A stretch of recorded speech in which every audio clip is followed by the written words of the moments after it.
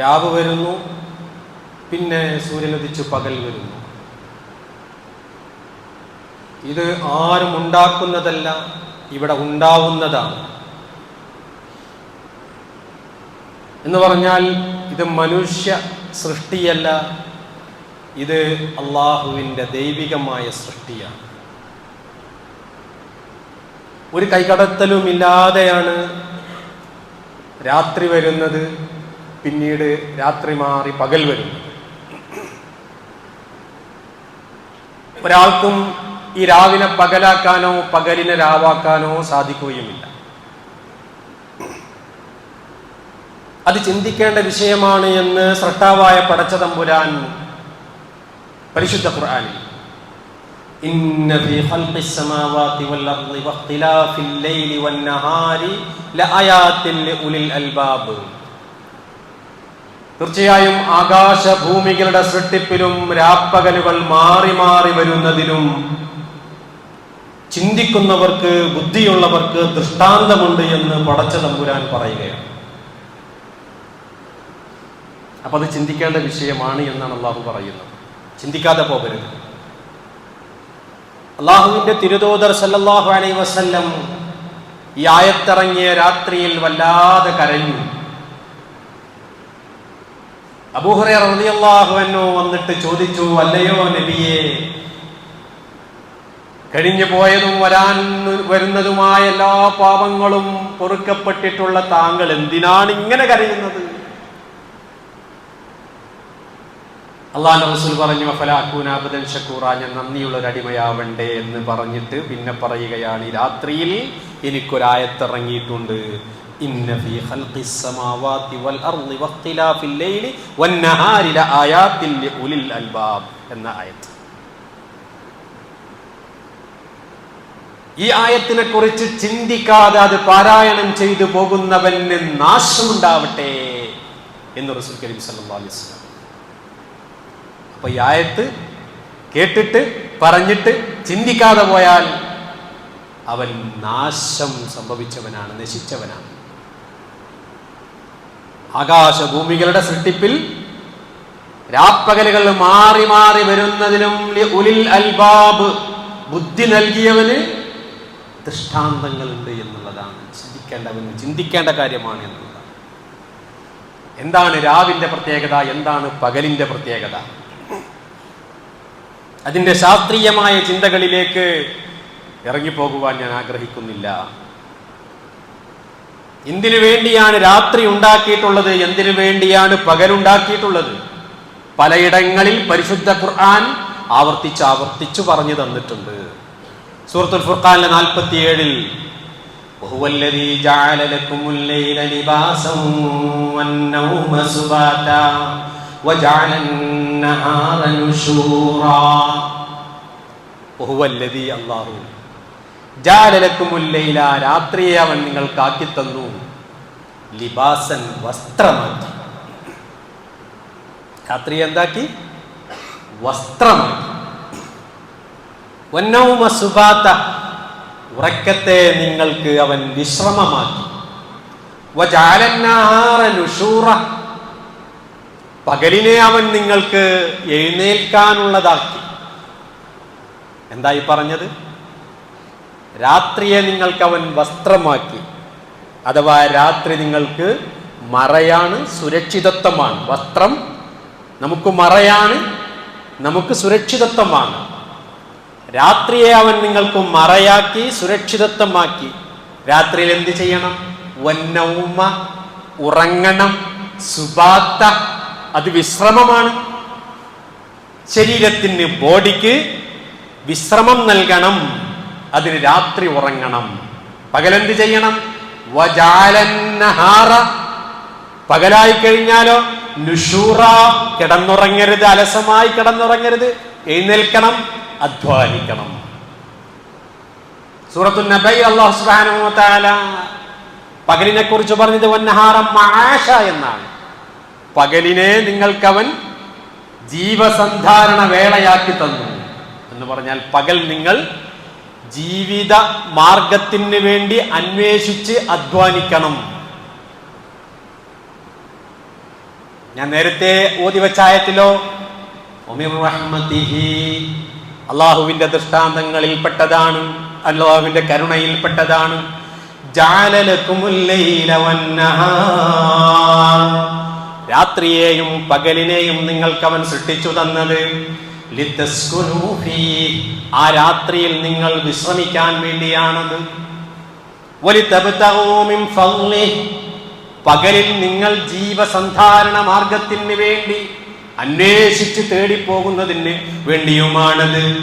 വലഅല്ലകും തശ്കുറൂൻ, നിങ്ങൾ നന്ദിയുള്ളവരായി തീരാൻ വേണ്ടിയുമാണിത്.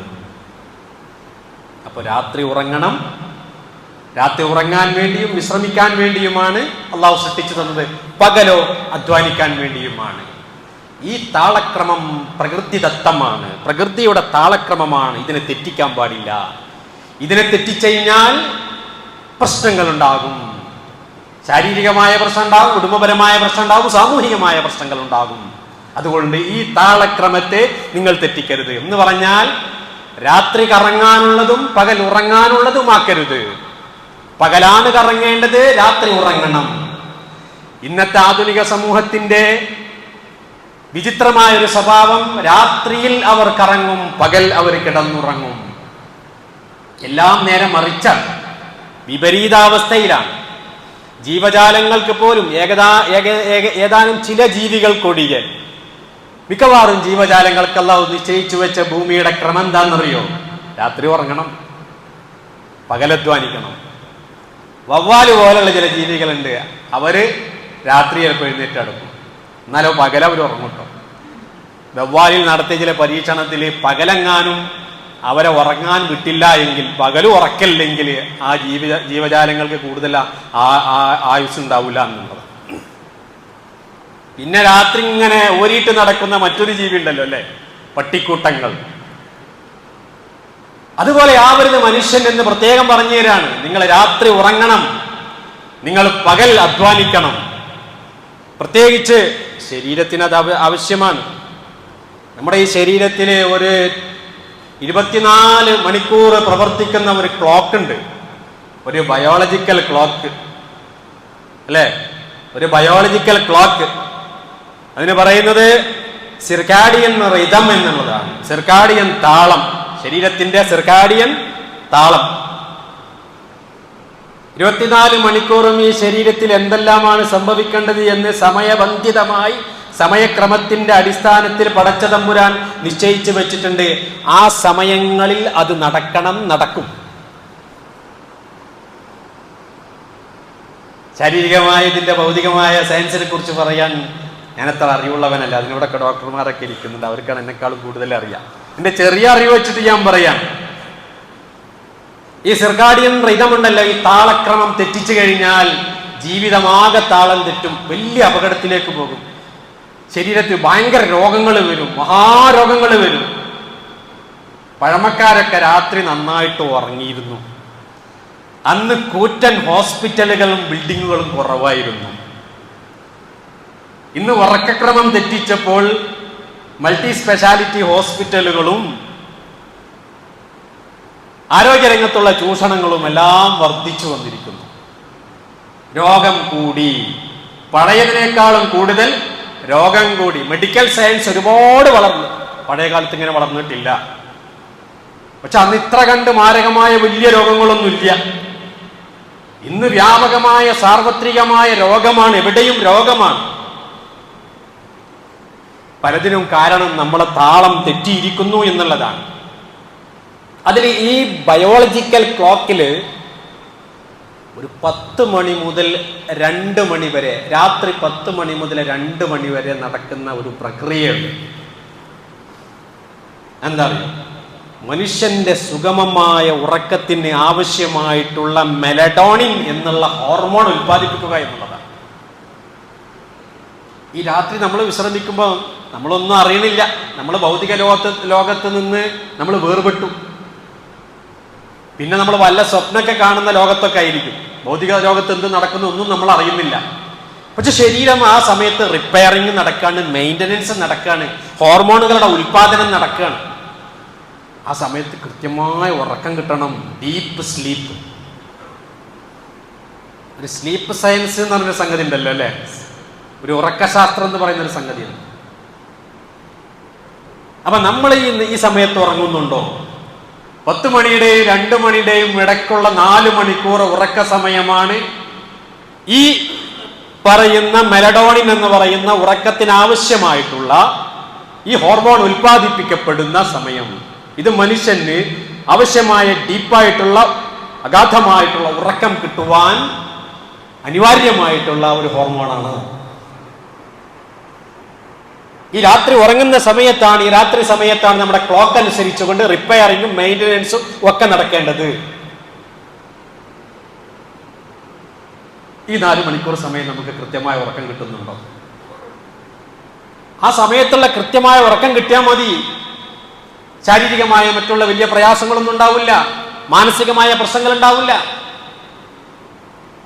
അപ്പൊ 4 മണിക്കൂറും ഉറങ്ങാൻ മതിയോ എന്ന് ചോദിക്കും. 4 പോരാ, 6-8 മണിക്കൂറൊക്കെ ഉറങ്ങണമെന്ന് സയൻസ് പറയുന്നുണ്ട്. പക്ഷെ വലിയ വലിയ മഹാന്മാരൊക്കെ 4 മണിക്കൂറൊക്കെ ഉറങ്ങിയിട്ടുള്ളൂ. അതിപ്പോ നമ്മുടെ ഗാന്ധിജി 4 മണിക്കൂർ ഉറങ്ങുന്ന ആളായിരുന്നു. ഇന്ദിരാഗാന്ധി നല്ല ആക്റ്റീവായിരുന്നു പൊളിറ്റിക്സിൽ, 4 മണിക്കൂറേ ഉറങ്ങാറുള്ളൂ. APJ അബ്ദുൽ കലാം ശാസ്ത്ര രംഗത്ത് ലോക പ്രശസ്തനാണ്, 4 മണിക്കൂറേ ഉറങ്ങാറുള്ളൂ. ഏകദേശം നബി സല്ലല്ലാഹു അലൈഹി വസല്ലമയുടെ ജീവിതം എടുത്ത് പരിശോധിച്ച് നോക്കിക്കാലും അങ്ങനെയൊക്കെ തന്നെയാണ്.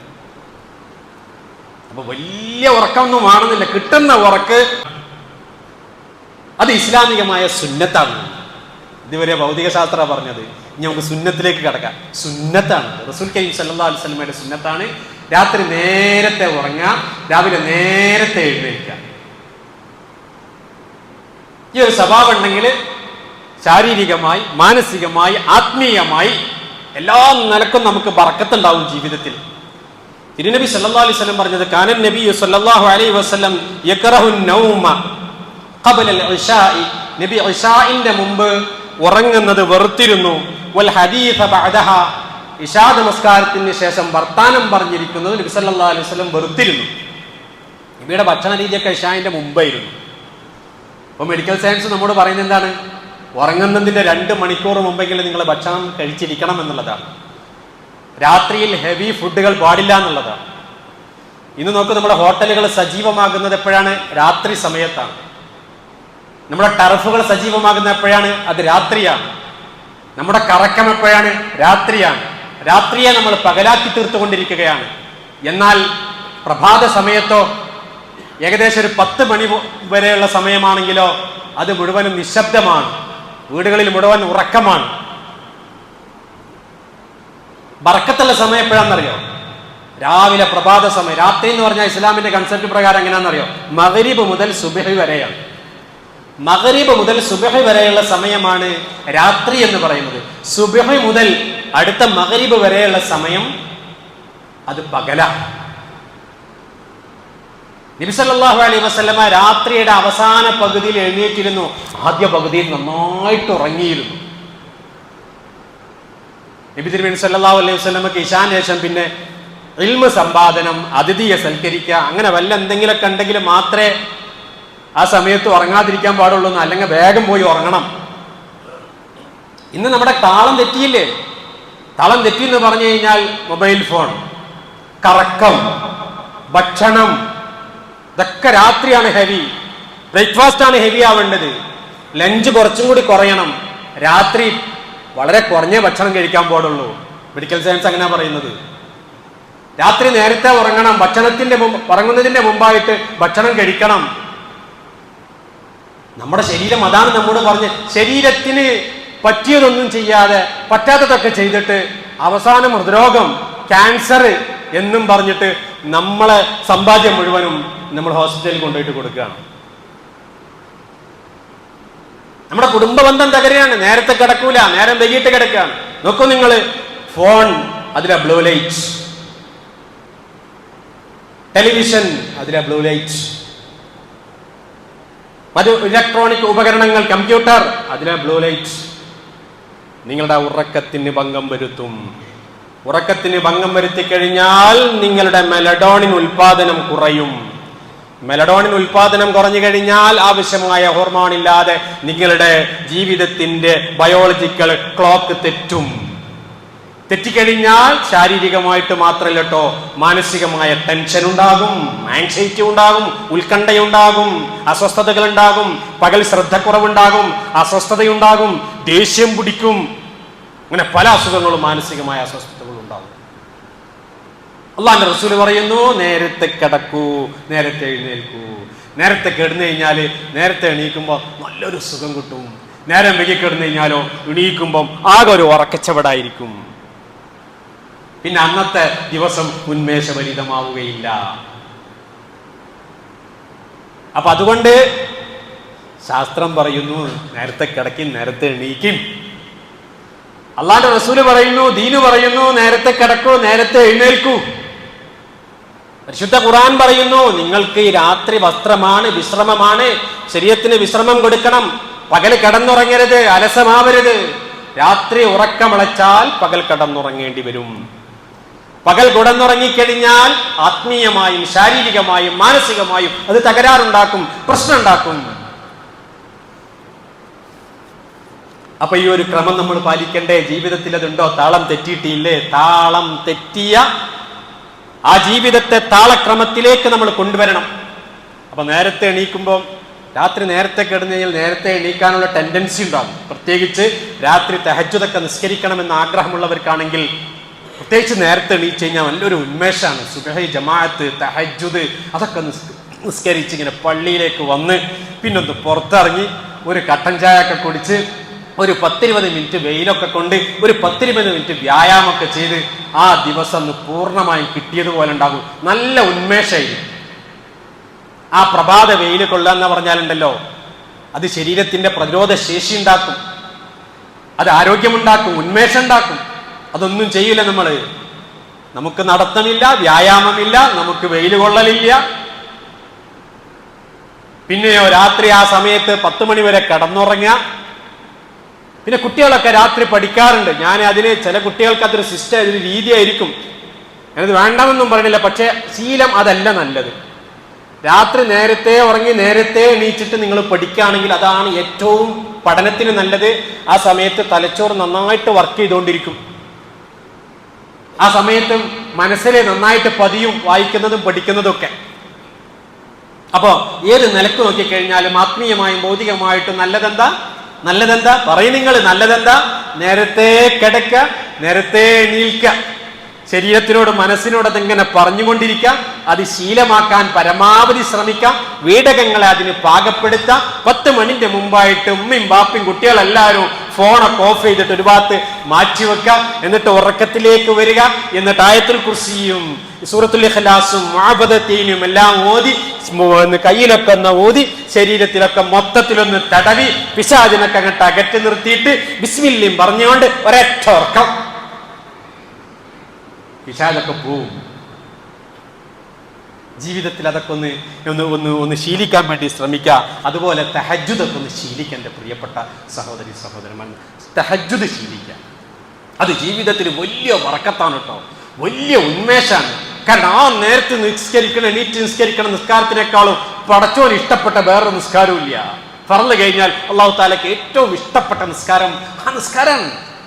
ഈ നിസ്കാരം സുബ്ഹിന്റെ മുമ്പ് ഒന്ന് എഴുന്നേറ്റ് ഫ്രഷായി വുളു എടുത്തിട്ട് ഒന്ന് നിസ്കരിച്ച് ആ ഏകാന്തതയില് മനസ്സും ശരീരവും ഒക്കെ ഫ്രഷാ, എല്ലാ ക്ലീനിങ്ങും കഴിഞ്ഞു, ശരീരത്തിലെ കോശങ്ങളൊക്കെ നന്നായിട്ട് വൃത്തിയായി ശരീരത്തിനെ ക്ലീൻ ചെയ്ത് റിപ്പയർ ചെയ്ത് മെയിൻ്റനൻസ് ഒക്കെ നടന്ന് മനസ്സിന്റെ ടെൻഷനൊക്കെ പോയി എല്ലാ ഭാരവും ഇറക്കി വെച്ചിട്ട് പിന്നെ ഒന്ന് ആ ഡീപ്പ് സ്ലീപ്പ് കഴിഞ്ഞിട്ടുണ്ട്, ഒരു എണീക്കല്. ആ എണീറ്റ് കഴിഞ്ഞിട്ടുണ്ട്, മുഖമൊക്കെ കഴുകി ഒന്ന് അൽഹംദുലില്ലാഹ് പറഞ്ഞ് നേരെ പോയിട്ട് 2 റക്അത്ത് നിസ്കരിച്ചിട്ട് പടച്ചവന്റെ മുന്നിൽ ഇങ്ങനെ കൈ നീട്ടുക.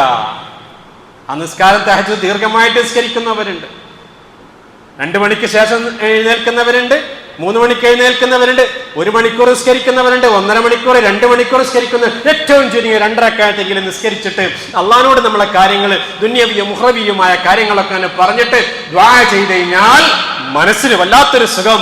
അള്ളാഹുവിന്റെ അടുക്കൽ സ്വീകാര്യമായ പ്രാർത്ഥന, അള്ളാഹുവിന് ഏറ്റവും ഇഷ്ടപ്പെട്ട സമയം. പടച്ചവൻ നമ്മിലേക്ക് അടുക്കുന്നു, നമ്മൾ അള്ളാഹുവിലേക്ക് അടുക്കുന്നു. പ്രിയമുള്ളവരെ, അത് ശീലമാക്കുക. അപ്പൊ അല്ലാഹുമ്മ ബാരിക് ലി ഉമ്മത്തി ഫീ ബുകൂരിഹാ, എന്റെ ഉമ്മത്തിന് അല്ലാഹുവേ അവരുടെ പ്രഭാതത്തിൽ നീ ബറക്കത്ത് ചെയ്യണമേ. ആ ദിവസം പിന്നെ അലസത ഉണ്ടാകൂല. അലസത വലിയൊരു സംഗതിയാണ്. ഉന്മേഷക്കുറവ് വലിയൊരു പ്രശ്നമാണ് കുട്ടികളെ സംബന്ധിച്ചും വലിയവരെ സംബന്ധിച്ചൊക്കെ. ഉന്മേഷക്കുറവ്, ഒരു അലസത, അല്ലെ? ഇതൊക്കെ ഞാൻ പറയുന്നതൊക്കെ ആണുങ്ങൾക്കും പെണ്ണുങ്ങൾക്കും ഒക്കെ ഈ ഒരു സംഗതി ബാധകമാണ് കേട്ടോ. ഇതൊക്കെ ആണുങ്ങൾക്കും പെണ്ണുങ്ങൾക്കും ഒക്കെ ബാധകമാണ്. ഇനി വേണമെങ്കിൽ പകല് ചെറിയൊരു ഉറക്കമുറങ്ങട്ട, അതുകൂടി ഞാൻ പറഞ്ഞു പോരാ. എന്തിന്? അതിന് കൈലൂലത്തിന്റെ ഉറക്ക് എന്ന് പറഞ്ഞാൽ സുന്നത്തായ ഉറക്കുണ്ട്. കൈലൂലത്തിന്റെ ഉറക്ക് എന്ന് പറഞ്ഞാൽ ഉച്ച സമയത്തുള്ളൊരു മയക്കം, ഒരു ആഴത്തിലുള്ള ഉറക്കല്ല, ഒരു മയക്കമാണ്. അതിപ്പോ സയൻസും പറയുന്നുണ്ടല്ലോ, ഒരു 30-45 മിനിറ്റ് ഒന്ന് വിശ്രമിച്ചു കഴിഞ്ഞാൽ പുതിയൊരു ഉന്മേഷം കിട്ടും. അങ്ങനെ ഒരു ഉറക്കം. ആ ഉറക്കം ജുമാക്ക് വരുമ്പോ ഇവിടെ വെച്ചിട്ടല്ലോ ഉറങ്ങേണ്ടത്. ഇവിടുന്നാണ് സുന്നത്ത് നിങ്ങൾ വിചാരിക്കരുത്. അത് വിട്ടുപോയിട്ട് എന്ത് ചെയ്യുക? ആ സുന്നത്ത് നിർവഹിക്കുക. പകലൊരു വിശ്രമം നേരത്തെ എണീക്കുന്നവർക്കാണ് കൈലൂലത്ത്, അല്ലാതെ 8 മണിക്കും 9 മണിക്കും 10 മണിക്കും എണീക്കുന്നവർക്കല്ല. നേരത്തെ എണീക്കുന്നവർക്ക് ഒരു 3 മണിക്കോ 4 മണിക്കോ ഒക്കെ എണീച്ച്, അപ്പൊ അവർക്കൊരു ചെറിയൊരു ക്ഷീണം വരും കുറച്ച് അധ്വാനിക്കുന്ന സമയത്ത്. അപ്പൊ ഒന്ന് പോയിട്ടൊന്ന് വിശ്രമിക്കുക. അതൊരു 11 മണിക്കാലും കുഴപ്പമില്ല, അതൊരു ഉച്ചഭക്ഷണത്തിന് ശേഷമായാലും കുഴപ്പമില്ല. ഈ ഉച്ചഭക്ഷണത്തിന് ശേഷം ഉടനെ ഉറങ്ങണത് നല്ലതല്ല എന്നാണ് ഡോക്ടർമാരൊക്കെ പറയുന്നത്, അല്ലെ? കിടക്കണത് നല്ലതല്ല എന്ന് പറയുന്നത്. ചാരുകസേരയിൽ കിടന്നിട്ട് അങ്ങനെ ഉറങ്ങാം, അങ്ങനെ എന്നോട് ഡോക്ടർ പറഞ്ഞു. ചാരുകസേരയിൽ ഇരുന്നിട്ടൊക്കെ ഒന്ന് ഉറങ്ങാം. നമ്മുടെ വൈക്കം മുഹമ്മദ് ബഷീറിന്റെ ചാരുകസേരല്ലേ, പഴയ കാലത്തൊക്കെ നമ്മളൊക്കെ കോലായിലുണ്ടായിരുന്ന ആ ശീല കൊണ്ടുണ്ടാക്കിയ ഒരു ചാരുകസേര ഇങ്ങനെ എടുക്കുക. എന്നാൽ ശരിക്കുള്ള ഉറക്കമായില്ല, ഒരു മിതമായ രീതിയിൽ ഒന്ന് വളഞ്ഞിട്ട്, അത് ശരീരത്തിന് കുഴപ്പമില്ല എന്നും. ഏതായാലും പ്രിയപ്പെട്ടവരെ, ചുരുക്കാണ്, ഉന്മേഷം ഉണ്ടാവണം. ആ ഉന്മേഷത്തിന് വേണ്ടി അലസത മാറ്റണം. അത് പ്രത്യേകിച്ച് അള്ളാഹിനോട് ദ്വാരക്കണം. അള്ളാഹുവിന്റെ റസൂൽ സല്ലല്ലാഹു അലൈഹി വസല്ലം ഒരു പ്രാർത്ഥന നമ്മൾ പഠിപ്പിച്ചിട്ടുണ്ട്. അല്ലാഹുമ്മ ഇന്നാ നഊദു ബിക മിനൽ അജ്സി വൽ കസൽ. ദീർഘമായ ഒരു പ്രാർത്ഥനയാണ്. അല്ലാഹുമ്മ ഇന്നാ നഊദു ബിക മിനൽ ഹമ്മി വൽ ഹസൻ വനഊദു ബിക മിനൽ അജ്സി വൽ കസൽ വനഊദു ബിക മിനൽ ജുബ്നി വൽ ബുഖൽ വനഊദു ബിക മിൻ ഗലബത്തി ദൈനി വ ഖഹ്രിർ റിജാൽ. അല്ലാഹുവേ, ടെൻഷൻ, ഡിപ്രഷൻ, ഉത്കണ്ഠ, ഞാൻ ഇതിൽ നിന്ന് നിന്നോട് കാവലിനെ ചോദിക്കുന്നു അല്ലാഹ്. രണ്ടാമത്തത്